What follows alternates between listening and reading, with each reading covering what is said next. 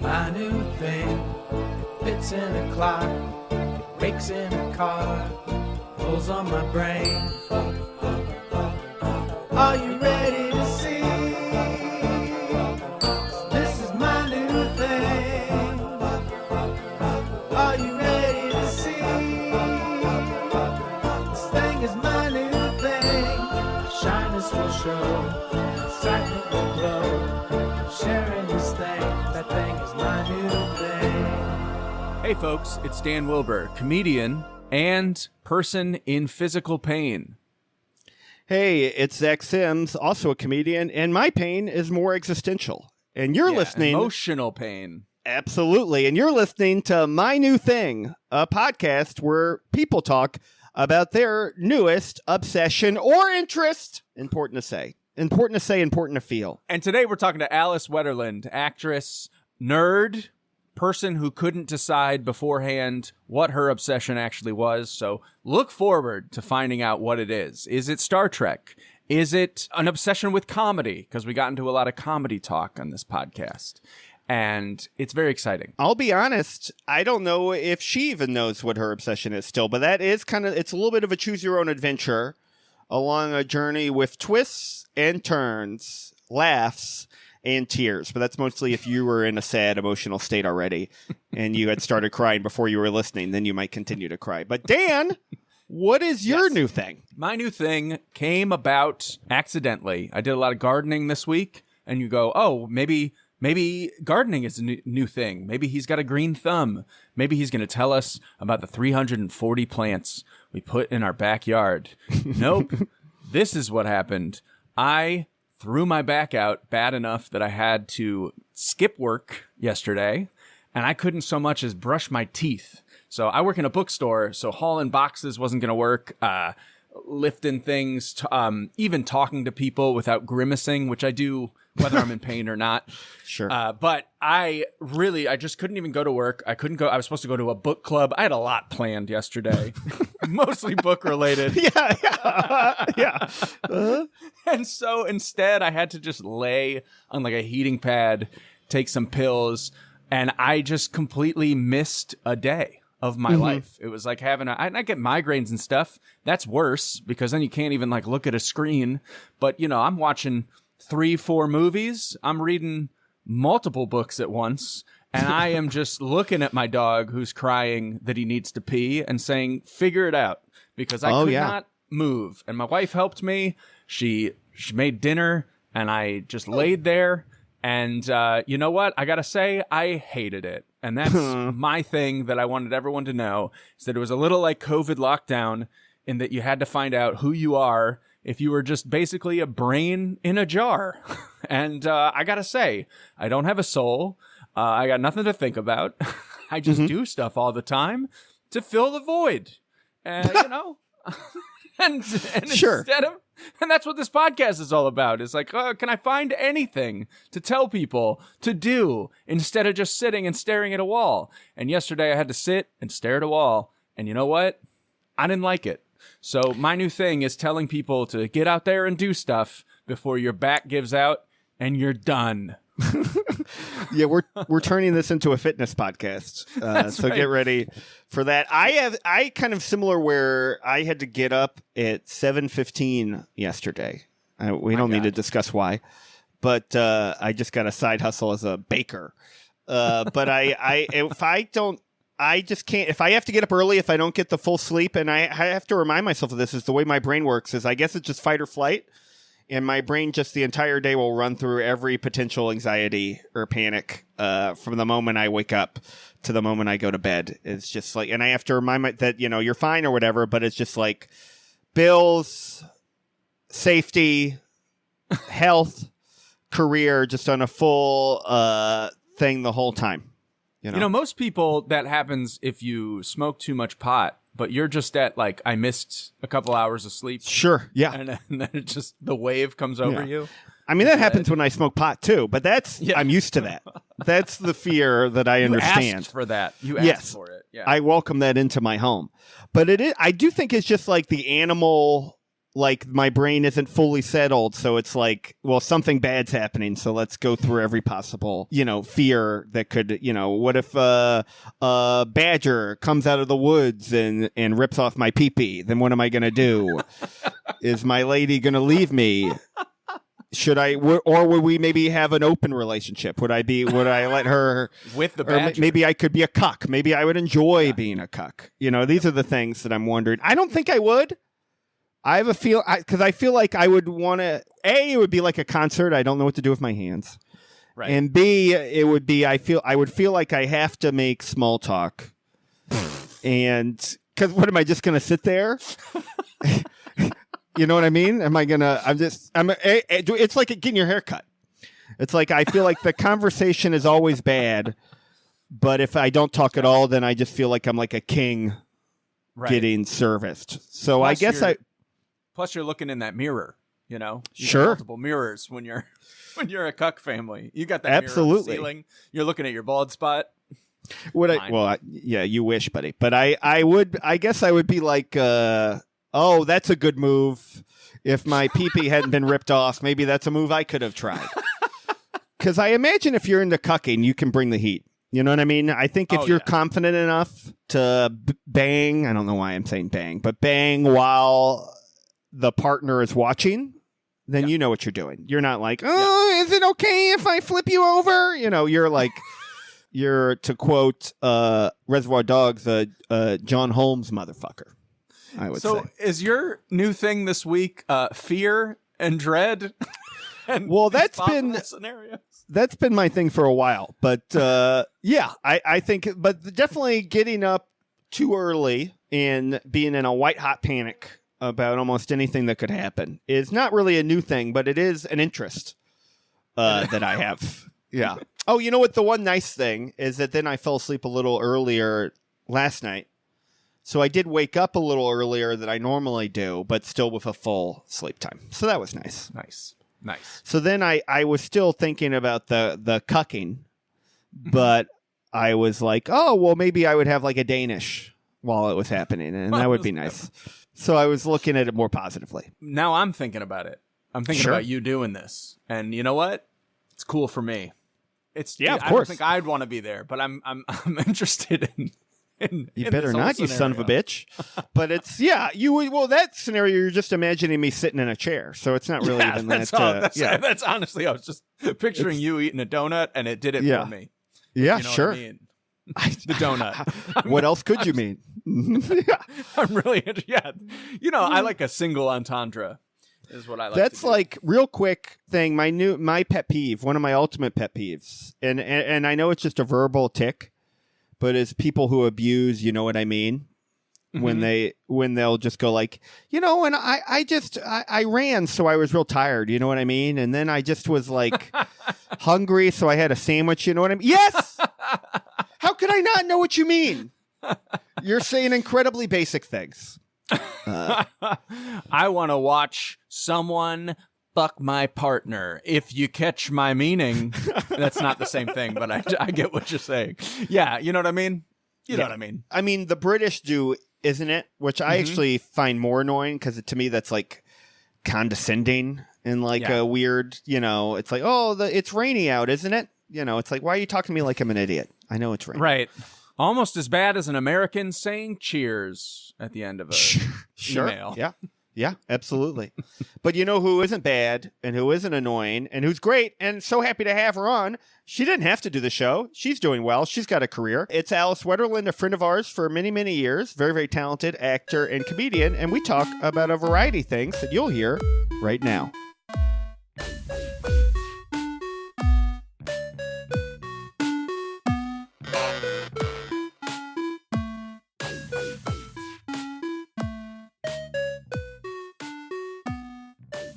So right before we started recording, we didn't get this on mic, but I was like trying to figure out a topic. And Dan goes, do you want to talk about your new favorite hobby, which is being a real bitch? Yeah. I did not do this. No, I thought it was. Zach laughed. I thought it was really. And then funny. I laughed at my own joke. And Zach, remember how you were like, got her? That's how you said that. Yeah, I high-fived my cat. And the cat was like, finally, somebody said something. Yeah. Are you somebody who, I guess I would say, because I know some of your interests, we've known each other for at least 12 weeks, I feel like. But Oh my God. Oh my God. Why did you say 12 weeks? Why did you say 12 weeks? She's That's pregnant. Such a random number. Yeah. I thought it was It's a like, funny thing to say. Is that not funny? I wasn't thinking about pregnancy. It's not. It's like, that is...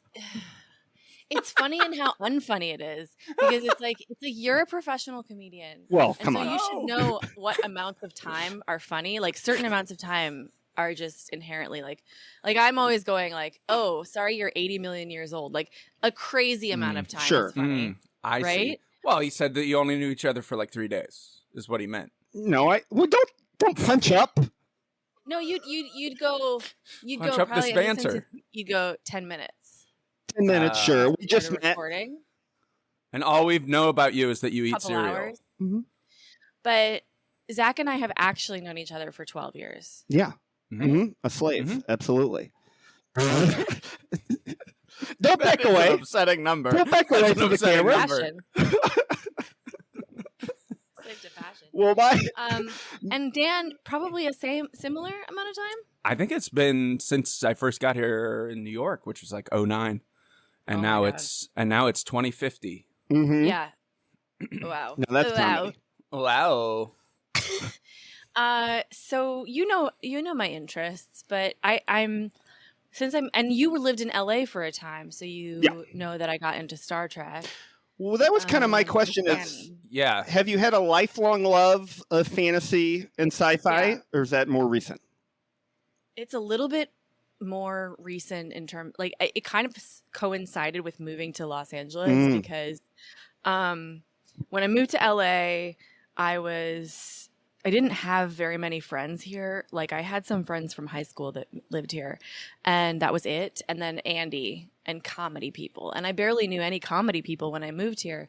So, like I moved here, and then 2 months later, Danny Solomon moved here, or something like that. Like really soon after. And the town wasn't big enough for the two of you. Well, Danny was my closest friend that Right. that lived here, besides like my husband and like one high school friend. So Danny and I and Andy Haynes, who I was with at the time, would hang out all the time. And Sean Perlman was also out here, and then Tom Sibley was here, and so we would get together a lot, and what we ended up doing most of the time was getting high and watching Star Trek. Nice. And so it became a thing then that I'd seen the entire Next Generation already, but we just had so much fun. And then through that Star Trek, I started watching other Star Trek series, and then I started to get really into other sci-fi stuff. I think around the time that, God, when was it? Oh, it takes me back. It was Star Trek first, and then I remember this guy. So, and then like I divorced Andy. Mm-hmm. We're going to talk about that later. Don't worry. Let's just do the divorce as your subject. I mean, talk about sci-fi. I divorced Andy, and it was amicable to the extent that like we were friends so soon after we got divorced that people were obviously thinking like, okay, you guys probably don't want to be in the same show, and we'd be like in the car together, like laughing. I remember just, the like, press release, and it was I so, just made a like, single I mean, tweet saying it had, we're cool. a year of like adjustment, and it wasn't super like easy, but we were friends afterwards. So that so we got divorced, but Andy moved away. But I eventually met my current fiance, and really early in our relationship, one of his relatives, we've been together for like 7 years. One of his relatives gave me this book called The Three Body Problem. Or it was a series called The Three Body Problem. And I read it, and it just like kind of reignited my love of all things space. And then I've been just devouring every sci-fi series that I possibly can. I've read all of Ian Banks. I've read all of the Hyperion Cantos, Nice. everything from The Expanse, those guys. everything. I name something, I've read it, except the shitty stuff. Adrian Panofsky is amazing. Really? Have you gotten through Dune? Oh, I don't know. Yeah, I can't read it. I can't read it. Here's the thing. I'll read Dune when I'm out of other stuff, but it's like I've noticed that like it's really about character. Yeah. The stuff that I get interested in, like the reason Three Body Problem reeled me in was the characters, and it has to have a sense of humor, and oftentimes a lot of sci-fi is really humorless. My question was, after doing sci-fi stuff, watching sci-fi stuff, reading sci-fi stuff, are you obsessed at all with real world alien information, UFOs, anything like that? Not at all. And when you go to like a con, or there are a bunch of people coming up to you and be like, I actually saw one of these aliens, and you have to be like, I love that. Okay. This is a misnomer. Alien experience people yeah, and sci-fi nerds is this is a Venn diagram that barely overlaps. People who are like alien believers are more in line with the Q conspiracy theorists than they are with sci-fi nerds. So you'll find a lot of them commingling around Elvis is alive and living with I see than you will with the Star Trek people. It's super, like the fiction part of it is really important because it's a fantasy adjacent situation where nerds, it's all about world building and imagination, like D&D, right? And like the conspiracy theorists, people who believe aliens are real, it's different. Like it's almost like, I believe this thing is happening to me today, and I will blame problems in my life on it. Sure. Yeah. I feel like it's the goofus to the gallant, really. So I do get that question in interviews a lot because I've been on several alien shows, and I just I couldn't care less. People are like, what do you think an alien would say? It's say, this is boring, is what they'd say. Yeah, I mean, well, I definitely will be watching this interview. No, put it on the gold record. Send it into space. Absolutely, aliens love podcasts. This is the stuff. This is what we think of you. Aliens are like DJing with all the gold records. I'd love that. They're mostly listening. Yeah. They're listening to Marin. I think most of the time, you know, they can't get enough. we can hope. Well, yeah, he doesn't really have the listenership. What if they're listening to what is most popular? That's a good point. A lot of Theo Von heads shaving mullets into their Charlie Kirk motherfuckers out there. Yeah, you know? I'd imagine they're behind, but as long as radio has existed, like that's getting sent out in every direction for all of time. And I bet they're only on like 50s radio. And they're into greasers right now. They're going to come down and be like, I heard that everyone's got a lot of hair gel in. Well, they probably also, though, know, if we know that our radio signals are reaching them now and they're from the past, they know they're from the past. And so they're like, well, I don't know what they could be. They're mapping their trajectory based on whatever, like... Right. And they're like, they're probably dead by now from nuclear winter. Wow. We don't need to go over there. Their music is really influenced by Black culture, and they really revere Black culture. I bet they're going to really do something in the future to pay back and, give a place of honor. Mm-hmm. Right. Certainly in the museums, I'm sure lots of respect. At the Smithsonian, that's what the aliens say. We're getting rid of those. Right quick. Mm-hmm. It's so funny. My mom, I could talk about museums, actually. Please. I like the idea that we never figure it out. We never figure out the whole time. Yeah. Mm-hmm. Here's what I was going to talk about. I was going to talk about either the Wheel of Time or streaming. I've been live streaming. Oh, yeah. Yeah, I would love to know about live streaming because we need all the tips we can get. All right, well, let's talk about that, and we'll skip museums if we have time later. Sure. For when I come back. So, please. I obviously, like most people, started live streaming during the pandemic, and because it was like we're comedians and we have to speak to an audience of some kind, or will surely die. And Dan, you and I were doing lives sometimes on Instagram. It was great. I had a great time. When you showed up, that was the only time we had viewers. And I'd say my favorite one, and I love to name drop, and I think he'd be fine with it, is that one time I went live for my weekly open mic, and I would always play a little song because I was playing guitar. I was learning guitar, like you do when you're all alone. And I played a David Bowie song, and the only person watching was Patton Oswalt for the entire song. And then I said, okay, now it's time to start the open mic. And he left. And then it was 0 people. And I wrote to him, he's like, I don't really want to do that. It's okay, man. And I was like, okay, cool. But it was such a what a beautiful moment. So he was like, oh, look at this. Incredible. And then just watched it, left. And then a bunch of other people came in and were like, hey, I just showed up like 2 minutes in and it looked like the only other person here was Patton. What happened? And that was it. It's like, I turned him off. I wasn't funny enough. My Bowie. I love what that. I mean, obviously the pandemic ruined our culture completely and probably sent us into a trajectory where we're going to be just barreling towards dystopian apocalypse much faster than we would have been. But at the same time, like, those were fun. It was great. I had a great time. My mom said you were great on it. So look at that. The time you came in, she was like, man, Alice was great. Why was she there only when I came into your she wasn't following me. She's only following you on Instagram. I apologize. So I started live streaming, and I started on Instagram Live, and I was going live at 6 p.m. every day.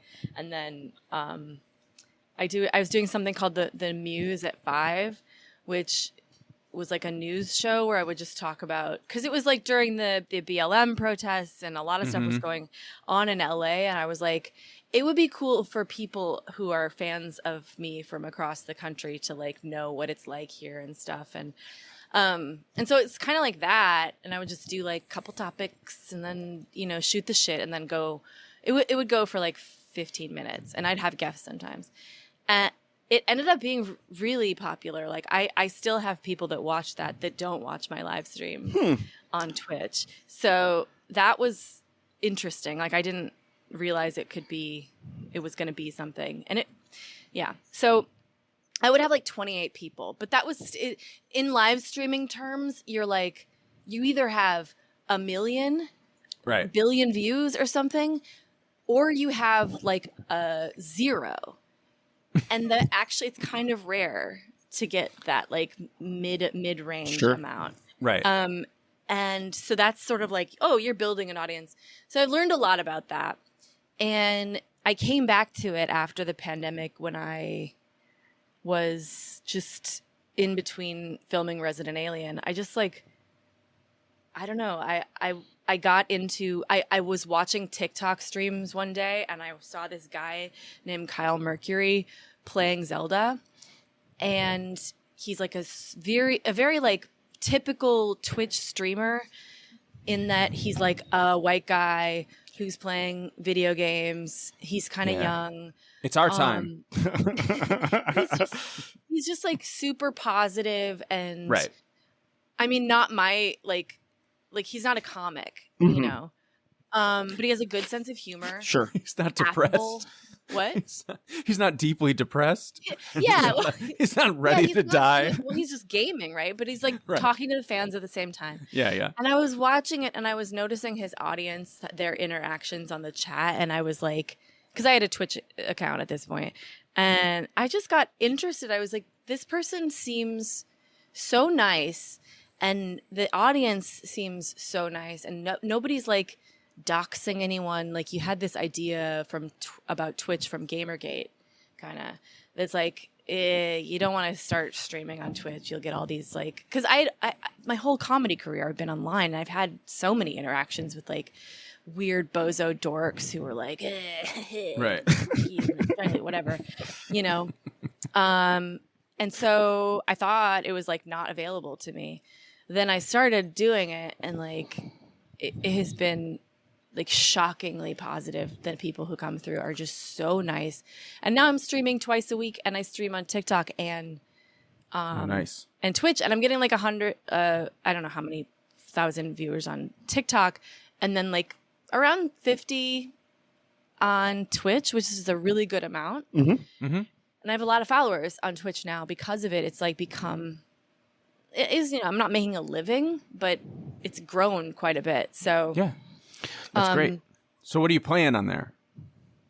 Or are you? You can't plug what you do. Oh no, I just have my tits out. Oh, Yeah, I was gonna ask.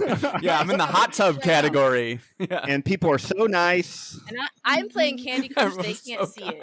Okay, sure. Yeah. So I'm just, right now I'm playing this game called No Man's Sky, which is a Nice. space game that I love. Yes.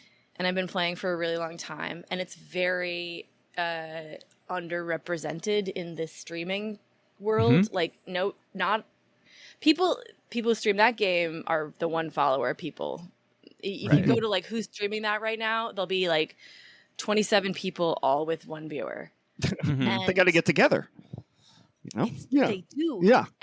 But then because they all want to be playing at the same time. That's the problem. Yeah. But so who gets to stream? Anyway, so it's me and all those people. So I tend to get a lot of views because it's like, oh, a girl, first of all, because most of the people who play this game are men in their 40s from Amsterdam. I don't know why, but there's Nice. a lot of like bearded Dutch men who play this game who go to space.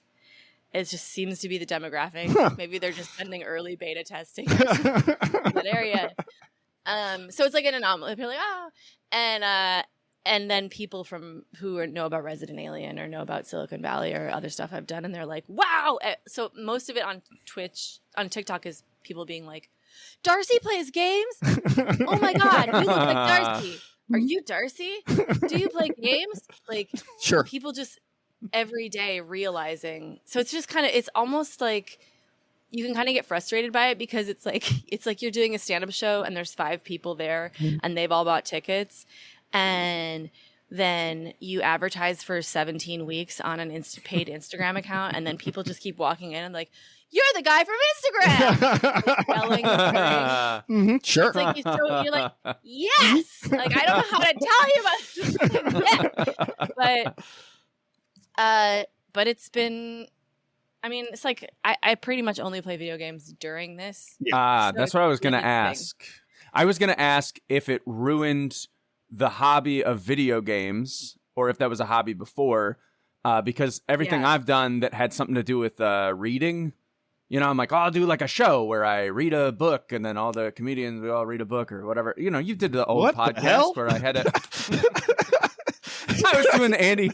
I was stealing Andy Kaufman's bit where he read The Great Gatsby. No, I'm saying I had a podcast about books, right? Sure. Because reading was my main hobby, and I liked the idea of comedians coming and talking about books that they hadn't read or something. Right. And then it became homework, and then I hated reading. Yeah. So I just wondered if it ruined your hobby to stream it, because that is my biggest fear about streaming video games. Oh, not at all. Like, not at all. It's completely increased the experience for me. One thing is I don't play spoiler games that you can really spoil. Like, with No Man's Sky, there's some lore that is tangential to the playthrough. You don't absolutely need to know about it, and it also isn't that interesting, in my opinion. So there's Sick not burn. there's not anything. I don't think that's the point of the game. You can't really spoil it, right? And so, like, I don't mind people coming in and being like, did you know you could do this? Did you know you could do this? Like, I don't care at all. In fact, I interact with people on the stream who suggest things to me, and that's part of the fun. Yeah. I've learned a lot, and I've taught people a lot. Like, a lot of people come into this game, and the interesting thing about No Man's Sky, and maybe this is like going to be my topic more than streaming, is that it's a game that was released in, let me Google when it came out. It was like 2006 or something. Good year. It was a long time ago, and people hated it when it first started, but they updated things. So yeah, that- it was like they presented, I believe they presented the concept of the game before the game was that game. They were like, so we know what we've built. We've built a procedurally generated open world space game. And the possibilities for that are this. And it's true. Those were the possibilities. That's not what the game was. So it was, you know, you're just like pew pew, and then you discover a planet, and then you go to another planet, and it's like exact same planet, and you go to another planet, exact same planet, and you were supposed to be able to run into other players in the known Right. universe, and that was like not happening at all. And then they added to it, and they've been adding to it for like 10 years. Wow. And now it's people come in and they're like, whoa, I can't believe this game. So it's the same. It's like, whoa, Darcy plays games, or it's people going, whoa, this is No Man's Sky. This game is good.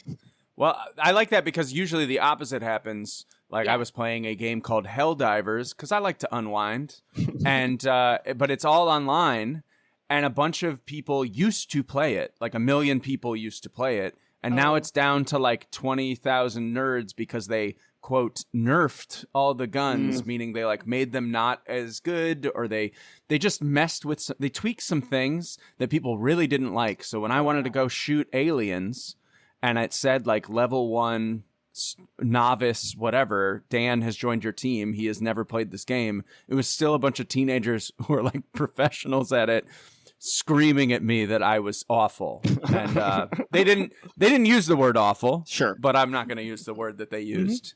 So that made me feel good. But I just yeah. They said a pleasure to have in class, but not he's not paying attention. At best. Yes, that's exactly what they said. Now, So it's nice to know that a game got better. Go ahead. well, my question I was going to ask is I have very little streams in my life. I used to watch this guy open baseball cards, and Cool. yeah, then Like I'm like so into streaming now that you'll get a cool. Oh, sure. Something like that. You'd imagine someone going, that sounds boring. No. I like it. It was riveting. It turns out the baseball card community leans a little right, and I eventually he would do these like 8-hour streams. And I would like fast forward, so I jump like 4 hours in, and you would just hear him go like, "Well, I know I didn't come from a monkey," just as he's like unwrapping these cards. But I bring it up because there was That is giving extreme came from a monkey energy. Just by the way. sure, of course. Yeah. Well, he was scratching the top of his head. Yeah. Yeah, he was raised by he was secretly raised by like bonobos. And he did not want anyone to know. He's like, Well, he's I literally never groomed my mom. he's literally ripping things open. That's the whole video. Is him ripping things open Yeah. with his hand. He's like, "I'm not a monkey." He doesn't know that It's a guy who- countertops are not for standing on. He's like always crouching on them. Oh, Yeah, this- unwrapping cards professionally, it does give like I just got thumbs. It just happened. I've never had them before. He also, as a fun side note, had a brother who had a channel that was not as successful. So the older guy was like 53, and then he had this 45-year-old brother who would also open cards, but the lighting was not as good, and the quality was not as Oh, good. that's so funny. Yeah, Good. no, he was trying to follow, in his footsteps. But there was a community of probably people with terrible views on the world who would chat. Sure. And he would be doing these live streams, and he'd be like, "Hey, Timmy in Christ, I hope your wrist is feeling better," or whatever. So the reason I bring it up is, do you have are there people that come every week, and you've developed maybe a little bit of a rapport, or you know what's going on in their lives? Is that enriching in any way? Yes. So much so that I've built I pretty much have like an Alice Wetterlund subscription community. So I've got a Discord, I've got a Patreon. Obviously, there's my Star Trek podcast is on the Patreon as well. So I get all those people coming in, and then if you're a Star Trek person, you also get access to the Discord. It's like there's all these places that you can kind of curate your own fan following, and it's not really about people. I mean, it is about people coming to your shows, but it's sort of tangential to that, where it's like these people interact with me, but they also interact with each other. Like that's what it really becomes Right. about. It's like, oh, I'm a fan of Paul F. Tompkins, so I'm on the Paul F. Tompkins Discord, and that's where I go to talk about X hobby that we all enjoy together. Like, so for instance, on my Discord, there's a channel called Salad Sauce that is about food. And it ends up being a lot about baking, because the reason it's named Salad Sauce is because one of my regulars is named The Crancher. And he literally, I think, couldn't remember the name of salad dressing one time when he was talking about food. And so he was like, what kind of salad sauce do you guys like? We were like, what? And so we named the food channel Salad Sauce. So there's like, that's the lore. Sure. And it becomes this really fun thing where like I was shocked. I was just like, these people are really funny and fun, and they have their own, Right. like some of the people that come to my Twitch are like very hilarious and make me laugh. And so there's another thing like where I talked a lot for a while about my love for Mark Ruffalo and how I think he's like the hottest one. And He is the hottest one. he's the hottest one Yeah. of all the Of all of different- them. All the ones. you know? Of all of them. And so I like got this. So a lot of people started, there's like a Mark Ruffalo Thirst Memes channel on my Discord. Then it became that like Mark Ruffalo would thank people for bits using the Mark Ruffalo bot that I built. And then there's this like trigger alert that some people can do who are like subscribers, where you trigger Dark Ruffalo to come in to the stream. And he's like, and he's like The Hulk. an image of Mark Ruffalo Sure. that's negative image. So it's, yeah, there's like, it's a whole like fun, I mean, it's for nerds, but it's like people who are nerdy about, like, who are just very into their thing, and their thing is like being on this stream. The Wetterheads, you know. Oh, The wow. Waterheads. Now, this reminded me of a question, which is that Salad Sauce, we say something embarrassing on this podcast absolutely every time, and I cut it because I don't want to be embarrassed for using a word wrong. When you're Really? live streaming, no, I don't do it. I don't edit this at all. So unless you ask me and you're like, please delete me from the podcast, just have it be you and Oh my Zach. God, it's so funny. It's an art show, art installation where you can't hear one of the people. So have you been embarrassed by anything? Have you done anything that you're like, oh, I wish I hadn't done that on a live stream? Or is everyone so supportive that you're like, yeah, I did say something dumb? I mean, I guess you haven't been canceled yet, but Over the time streaming, you end up realizing like your voice, just like with stand up, you have like a stand up persona, and Right.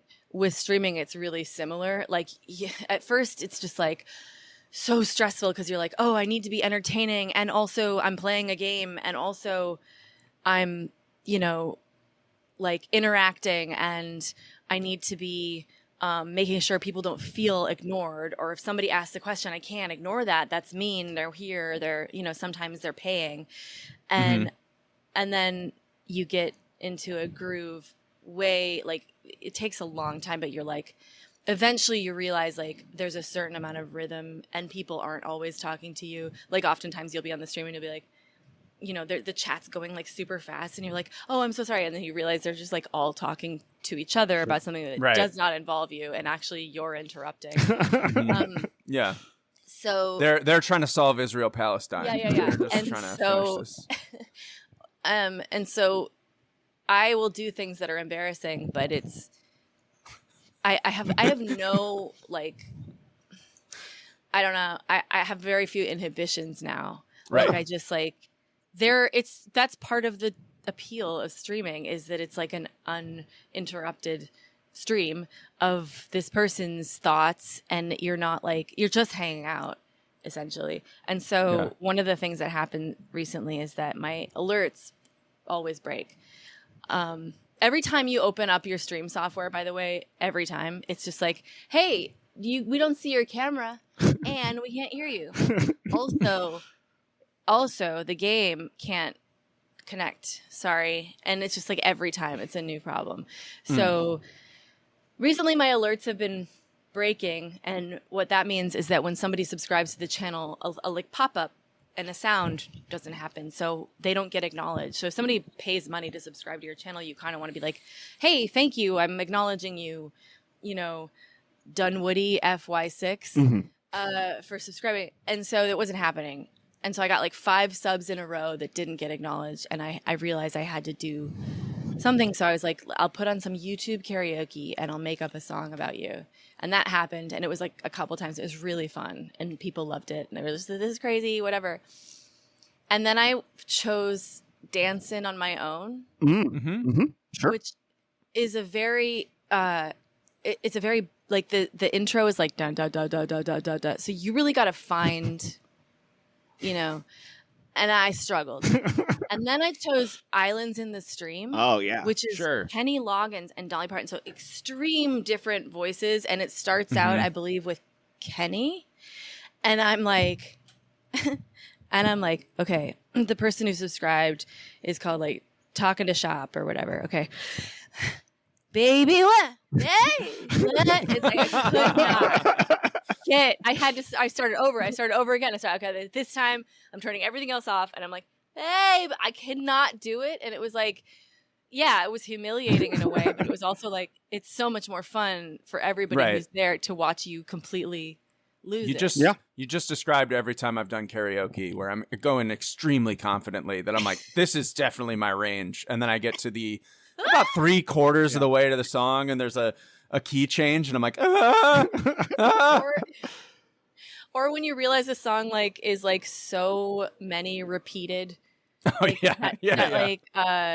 that Fleetwood Mac song that's like bam bam bam bam bam bam bam bam bam bam bam bam, and then you realize I'm just doing this for 20 minutes.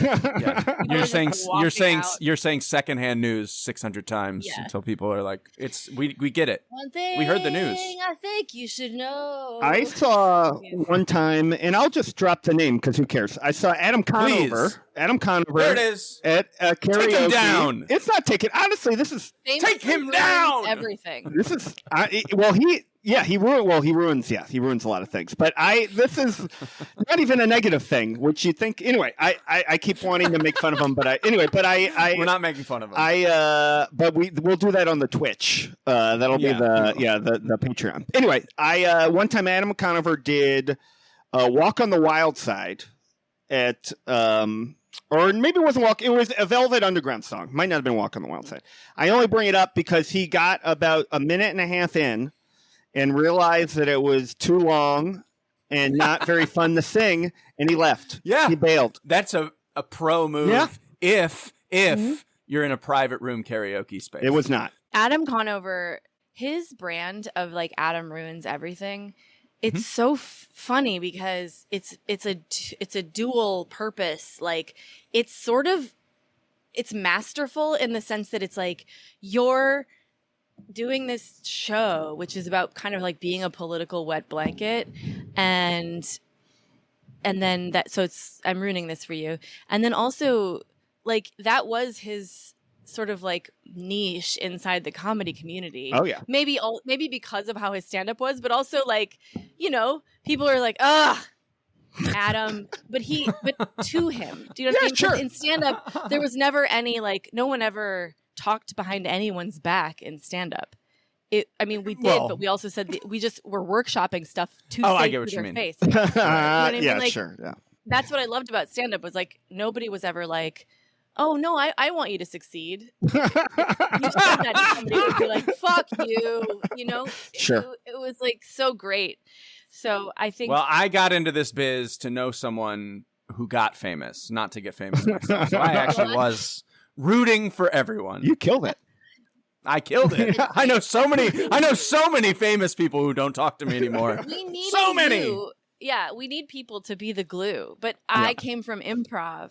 So for me, that was what I loved about stand-up was that like improv at UCB was so cutthroat. People were so crazy and like obsessed with getting on SNL. But then like you'd be like, got your back before a show in this like fucking theater kid bullshit. And I hated that. I hated it so much. And then stand-up was such a revelation because no one was nice to each other at all, and it was really great. Especially, well, like, first of all, I belong. I want to say, first of all, I enjoyed almost nothing more than the Subway ad graffiti on the Adam Ruins Everything Subway ads. They were really giving that guy a tough time. But also, I think that makes sense. I guess that, stand up, especially at that time, was very pridefully telling you why you sucked, either to your face or from the stage while you were sitting down. But there was an element, I don't know if this is still true or not, because I haven't done stand-up in New York in a long time, but when I was starting out, there was this thing that I noticed more than once, where somebody would get up on stage and they would be judged, obviously, for their appearance and who they presented as and their voice and everything. But there was like a 20-second window where people would listen to see if there was going to be a premise or writing or anything. Mm-hmm. Like there was always that moment at the beginning of someone that we've never seen before and be like, oh, this is a good, we're going to call this guy Sean Donnelly until he leaves because he's, or Don Shonelly. Sure. Right. John Donnelly's the guy who showed up at Ochi's that looked like Sure. Don Donnelly that everybody just called Don Shonelly. Don Shonelly? He never came back.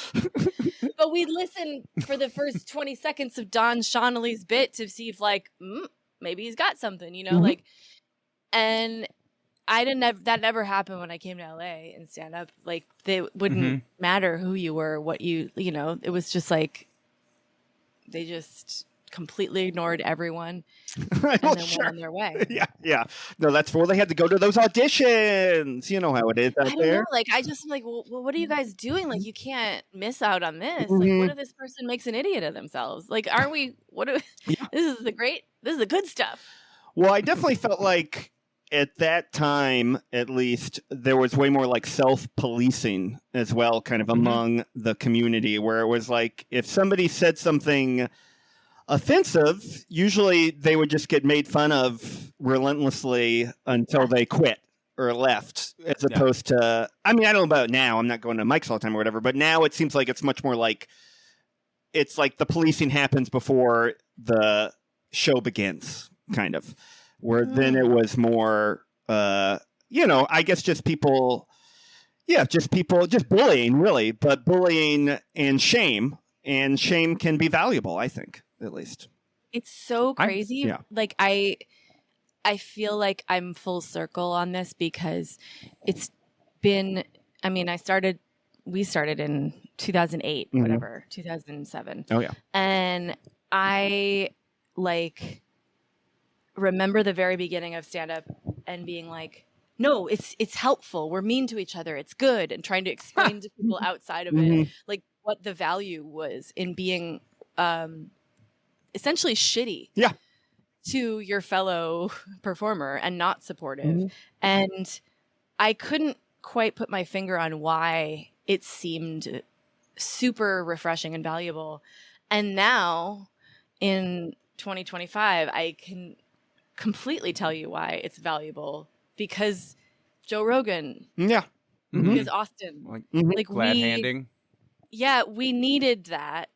Yeah. It was like a petri dish, and we needed to flush out the hack shit, because it's not just that like making fun of trans people is like hurts trans people. It's also fucking stupid and not funny. Well, that's also it could be about pumpkins or squash or whatever, but like if it's hack, it's hack. Right. And it would have gotten flushed out of the system. No, you would never have made it. Like Matt Rife would never have made it. I feel like first night at Ochi's. that I feel that Sean specifically, because Sean Donnelly is a great comic, that he got into his full, because people made fun of each other and we all knew we were all talking shit, that Sean went full Bernie Mac and just started roasting everybody from the stage. He just started like murdering people from the stage. And we were like, but you're just the host, man. And he's like, fuck these people. Remember seeing Danny on a show and you'd get disappointed when he'd go into material. Well, that might have. Well, I still Or always. you'd know he was coming on the lineup, and you'd see somebody eating a dick, and you'd be like, "Hey, Danny's coming," or something, or any of us, you know. Well, I do remember one that was so perfect. Sean had something about somebody's shirt, and someone's hat, and how fat they were, and all this stuff. But one time, a guy got up and just bombed, and Sean went up and just went waka waka, and then that was it. And everyone was so. And that guy like never did stand up again. I feel so bad. Anyway, it's. I had an experience the other night that was actually reminiscent of this, and I didn't put that together until right now. But I was on a show here in LA, and I'm not going to name who the people were that had me on the show, but they really reminded me of like early days LA open mics because it was like, we're unfunny, but it's a bit. Like, we're incredibly unlikable and a vacuum of charisma. Yeah. But that's the bit. Yeah. And you're not laughing and you're sighing whenever we bring up a new topic because that's the bit. It's art, you know? And it's like endless. So like a comic goes up on stage, they were running a show, a comic goes up on stage, gets some momentum, the hosts come up, immediately kill it. Like fucking just destroy the momentum until it's dead, and then just keep going. And so I was headlining. They went up after the penultimate act, and they went up and they started in on their like, and I just, boom, I'm off the chair and I'm up on stage. Like, the second they got up on stage, I was just like, I just walked up. They hadn't brought me up. They hadn't even begun to do their act. And I just walked up on stage and I was like, all right, come on. I think we can call it. Yeah, I think we got it. And it was like the biggest laugh of the night. Yeah, sure. The whole audience was like so relieved right. and happy. And it was just sort of like that's what I loved about it in the beginning, was that it was like, this is a space for like truly like us to try to do this thing. If you want to call it art, fine. If you don't, fine. But like, we're doing this comedians thing and we have one goal, and that's to get at the thing we're talking about from as many angles or whatever angle, and make sure we do our jobs. And our jobs happen to be to get attention that to solves our father issues. Sure. Or whatever. Yeah. You know, Yeah. and like it just, people had different ways of doing it. And that was what was beautiful. But it was like, we had a job to do. And I think that's been so lost in comedy for so long. And it's weird, but I don't know. I mean, I feel like it's something I've been saying for so long, but now I guess Mark Maron's saying it, so that's good. Too. Sure. He was always also saying it. Yeah. And Just so we're clear. I Was saying it. Defend myself. Yeah. Because he was also saying it, but I don't believe that he was saying the thing that a lot of women comics were saying, which is that, especially Jen Kirkman, which is that no, this is a comedy to alt-right pipeline that we need to pay attention to. And everybody was like, and then Joe Rogan handed the election to Trump. So just... Yeah. You're correct. No, that's fair. You're correct. No, she deserves and more she got credit. pushed out of comedy, basically. I know. So- I like that I like her special where she just sort of burned it all down. Yeah. If you haven't heard it, speaking of comedy as art and talking mad shit, she recorded something at Union Hall and was literally like, "This is the last time I'm doing stand-up." Like, just announced it that way. Yeah, like it was like, well, it's beautiful. you did it. Yeah. You know? It's great, and it has that tone. It's incredible. And it's I going to go fucking love down it. as being that, I think, now that we are watching and having a little bit of a conversation about it. But anyway, so Right. Space Games really is my favorite. Sure. I was going to ask, just to like take a left turn and say, if you were going to steal any art from a museum, what would it be? Would you give it to your mom? What was it? I thought you wanted to talk about museum. You steal it, you're going to give it to your mom, you're going to keep You got to give it to your mother. Shit, dude. There's an artist named Fred Sandback who has, I think he still has some stuff at Dia Beacon. He's dead, but his art is just yarn pretty much. And he'll make like, it's like he'll do it, designate a space like he'll do a line on the ceiling in red yarn, and then there'll be like 2 things down of the yarn, just one piece of yarn, and then across the floor, and it's just that's the whole thing, and it just you can walk through it because it's just yarn, Sure. but it's art, so you're like, but it feels weird. Yeah. And it just creates, it's like very, very, very like super simple. And nobody's like the genius of it. You know, people are just like, oh, that's cool. And I don't think he's meant to be like, a lot of times, like, I think people are like, oh, that's art. And it's like, yeah, but it is kind of stupid, but that's also why it's funny. Anyway, I would steal that because it would just be like clip. Sure.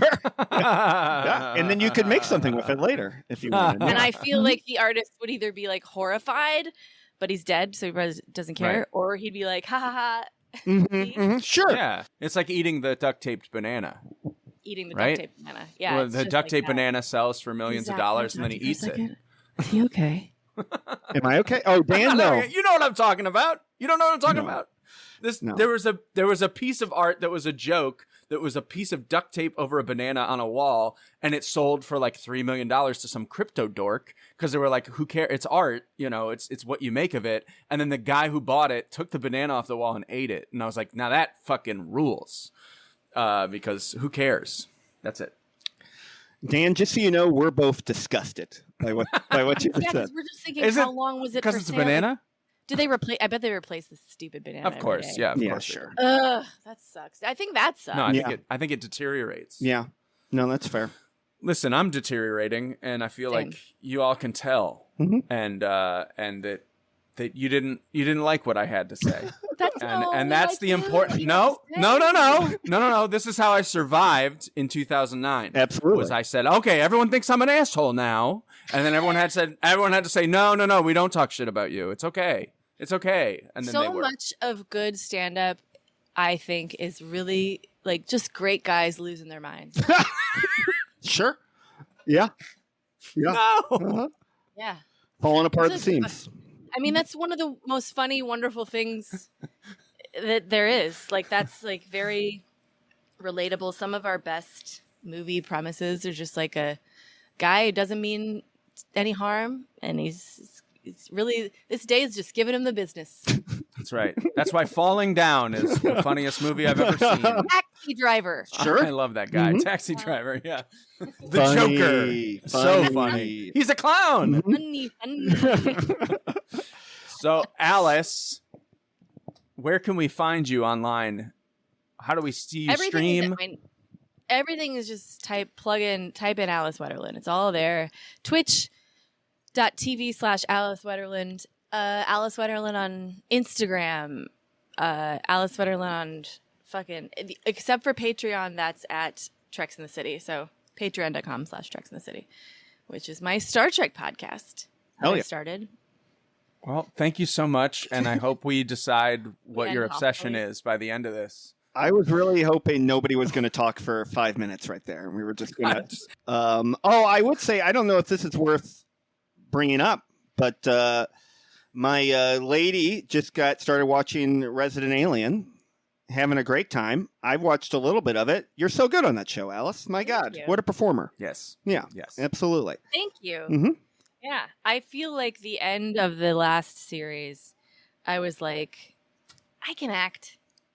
And a great time to find that That's out. a great time to find out. Yeah. Like, honestly, very end. Mhm. I was like, okay, I think I got it. Oh, I Yeah. got it. And they're like, we're I think I got canceled. We're done. Yeah. They said. Oh, that's They okay. said the I got what I second you needed. had the aha. Yeah. No, that I aha got moment. what I needed out of it. Oh, good. Well, Good. you've Is that I know I can act now, which I don't need to anymore because I know I can do it. On to the next thing. Oh, sure. That's right. Sculpting. Streaming. Oh, skeet shooting. Oh, that's I fun. think I'm gonna get into guns. Oh, that could be good Hell for yeah. you. This is the Yeah. time. My uncle got really into skeet shooting, and then he realized that he just hated his wife. So he got a divorce. But A Was his good wife man. named Pete? yeah, no. No, I don't know if he's a good guy, but he's probably not listening to this. A But good man losing it. That's what I Oh, thought yeah, this was. sure. I'm sorry. I was bringing it back. But my girlfriend's dad also really likes Resident Alien, so hopefully he'll show me some respect for once in my fucking life now that we've had you on the show. If I could, like, if the demographic of my fandom could be summed up to one person, it is your girlfriend's dad. That is He goes on Star Is he in his Trek. 60s? He goes on Star Trek cruises, so he is kind of Yeah, probably I'm a yeah. fan. Yeah. knows? He might even be on your Yeah. streams. Who knows? Yep. Very important. Yeah. He's following. to Mutual my- friend. My brand. So Instagram. Well, thank you, Craig. And I think this ended 5 minutes ago. I love you guys so much. Thank you for having me on the show. Thank you for It's doing good it. to Pleasure. hang out with our friends now. Yeah. And I'll take what I can get, frankly. You get a lot. You get it all.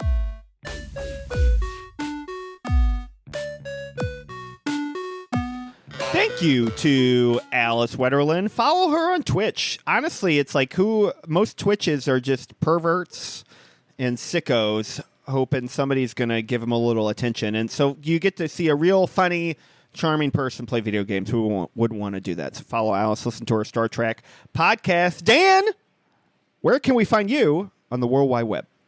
Well, you can find me live streaming, if you know what I mean, in the bathrooms at Young Ethel's. I'm live streaming, baby. We're not cutting that. I'm not going to cut it. You can No. find me at Dan Wilbur Comedy on Instagram and TikTok. You can find me at Dan Wilbur everywhere else. And you can find me, as I was saying, at Young Ethel's every Wednesday night at 7:30 with Zach Sims. Zach, where can we find you? Oh, thank you for asking. Young Ethel's every Wednesday, 7:30. I am at Zach Sims Comedy on TikTok, at also Zach Sims on Instagram. And I'm just going to say, we got plenty of people listening. How about a little more following? I'm just going to throw that out there. How about we do these plugs, and why don't you cash in on those plugs or whatever? You know, there's good content to be followed, and we do appreciate all the listeners. Please remember to rate, review, subscribe. The 3 R's. Rate, review, subscribe. We would love it, and we appreciate your listening. And until next week, see ya, hobby holders! Hello, gun friends. Hold on. Let me try it again. Hello, gun friends? Yeah, can I? I mean, we got to get that market. It's a new market for You us. guys love guns? What a twist. Imagine you listen. I know we've only been doing 11 or 12, but it's just like, heads up, it's a gun podcast now. I really flubbed it. And Yeah. you know what? I'm leaving it like this. Well, you have to hello, leave some friends. of this. Yeah. Hello, friends. It's Dan Wilbur, comedian and sometimes voiceover actor, despite, butchering this. Well, that's news to me, but I'm Zach Sims. Butter your cheeks. We're doing it again.